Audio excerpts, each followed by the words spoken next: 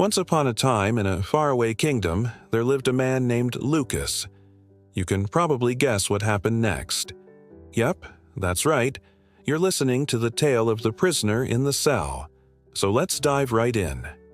In a forgotten prison at the edge of the kingdom, there lived a man named Lucas.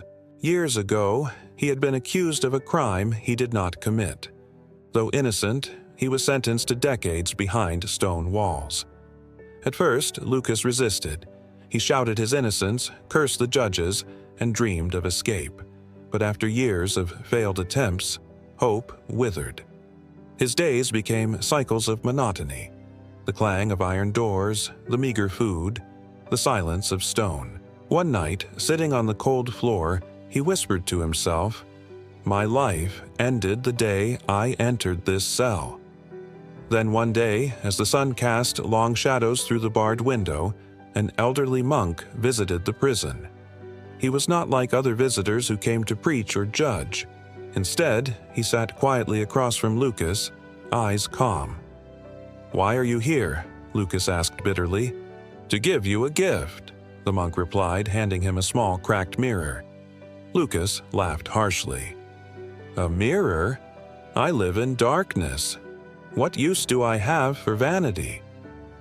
"This is not for your face," said the monk. "It is for your thoughts. Every morning, look into it. Ask yourself, what am I thinking?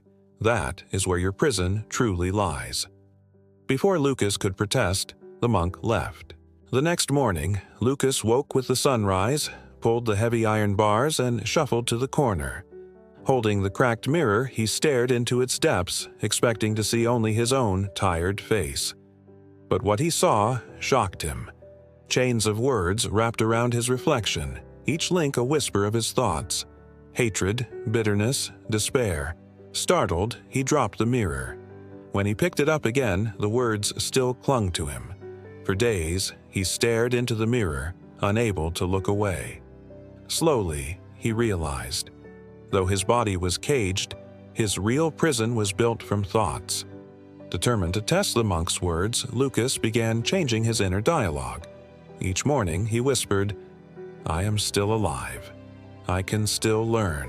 At first, the mirror resisted. The chains grew heavier. But after weeks of persistence, the words shifted. Hatred loosened, replaced by curiosity. Despair cracked, showing glimpses of hope. Lucas started reading every book he could find in the prison library. He studied philosophy, poetry, even mathematics. Guards mocked him. Trying to become a scholar behind bars? But Lucas ignored them. For the first time in years, his mind felt free. His transformation didn't go unnoticed. Other prisoners, tired of their own bleak thoughts, began seeking him out. Lucas taught them the lessons he'd learned, and together, they chipped away at the walls within. One evening, as the setting sun painted the sky in hues of orange and purple, a young prisoner asked, "If we can change our thoughts, does that mean we can change our future?" Lucas smiled, his eyes crinkling at the corners. "Indeed, our thoughts are seeds. If we plant seeds of hope, we will harvest a future full of possibilities." Word of Lucas spread beyond the prison walls. People from neighboring villages came to hear his teachings. He spoke of the power of the mind to transform lives and the importance of choosing one's thoughts.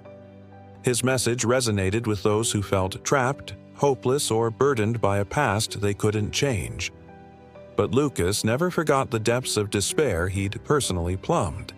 He understood suffering was inevitable, but surrender was optional. Years later, when plague swept through the prison, many fell ill, including Lucas. Fever raged in his body, and once again despair whispered, "This is the end." But Lucas clutched the mirror. Through trembling lips, he whispered, "I am still here. My thoughts are mine." In the mirror, chains of fear appeared, but so did words of strength. For weeks he fought, and finally he survived. The experience deepened his conviction. Pain can weaken the body, but only surrender weakens the soul.